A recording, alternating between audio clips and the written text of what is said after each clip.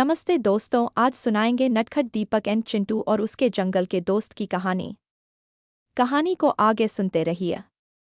दीपक और चिंटू बेहतरीन दोस्त। एक दिन स्कूल से छुट्टी होने पर उन्होंने जंगल के बीच में एक पुरानी सी नक्शा पाया। उस पर खजाने का निशान बना हुआ था। चलो ढूंढते हैं ये खजाना, दीपक ने उछलकर कहा। पर मम्मी ने कहा है जंगल अंदर मत जाना, चिंटू ने डर डर के कहा। बस थोड़ा सा अंदर चलेंगे, कुछ नहीं होगा, दीपक ने उसे मना लिया। वे दोनों जंगल की ओर चल पड़े। रास्ते में उनकी मुलाकात एक रंगीन तोता से हुई। तोता बोला, सुनो सुनो, कहाँ जा रहे हो?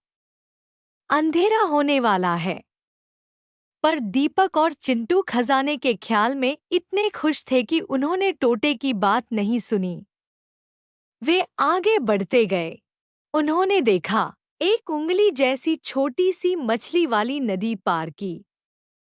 हाथी के जोड़े के बड़े बड़े निशानों को फॉलो किया। एक घने पेड़ की छांव में थोड़ा आराम किया। अचानक चिंटू को एहसास हुआ, दीपक, हम कितना दूर आ गए, मुझे तो वापस जाना है। दीपक ने नक्शा देखा। अरे, हम तो खजाने के बिल्कुल पास हैं। वो देखो, वो पेड़ जिसके नीचे क्रॉस का निशान है। वे दोनों दौड़कर उस पेड़ के पास पहुंचे। दीपक ने जल्दीबाजी में पेड़ के नीचे खोदना शुरू कर दिया। थोड़ी देर बाद उन्हें एक पुराना सा डब्बा मिला।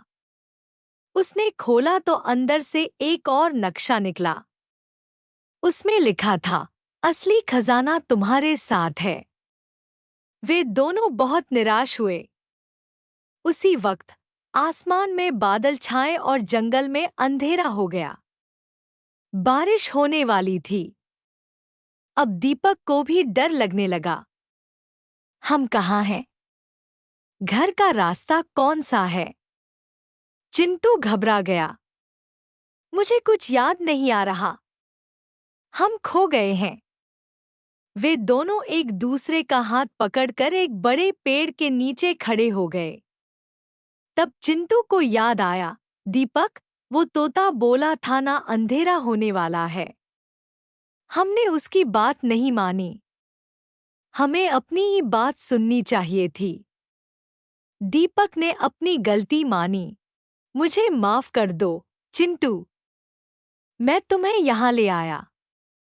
दोस्ती का मतलब होता है एक दूसरे की सुनना, ना कि सिर्फ अपनी मर्जी करना। तभी उन्हें किसी चीज के आने की आवाज आई। डर के मारे वे दोनों एक दूसरे से चिपक गए।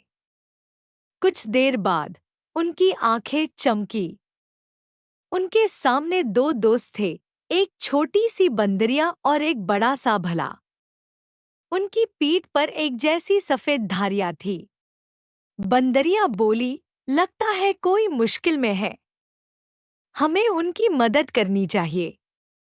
भले ने कहा, हाँ, दोस्ती का फर्ज बनता है। दीपक और चिंटू ने ये बातें सुन ली और बहुत शर्मिंदगी महसूस की। उन्होंने बहादुर बनकर उन दोनों जंगली दोस्तों को अपनी सारी कहानी सुनाई। भला हंसा, खजाना ढूंढने आए थे? असली खजाना तो तुम्हारे पास है, एक दूसरे की दोस्ती। बंदरिया ने कहा, चिंता मत करो, हम तुम्हें घर तक छोड़ देंगे। हम इस जंगल के रास्ते अच्छे से जानते हैं। बंदरिया ने ऊपर से रास्ता दिखाया और भले ने नीचे से उनकी रक्षा की। थोड़ी ही देर में वे जंगल से बाहर आ गए। बारिश शुरू होने से पहले ही वे अपने घर के सामने वाली सड़क तक पहुंच गए। उनकी मम्मियां बहुत गुस्से में थी, पर जब उन्होंने अपने बच्चों को एक बंदरिया और एक भले के साथ आते देखा, तो उनका गुस्सा आश्चर्य में बदल गया। दीपक और चिंटू ने अपनी गलती माफी मांगी और पूरा किस्सा सुनाया।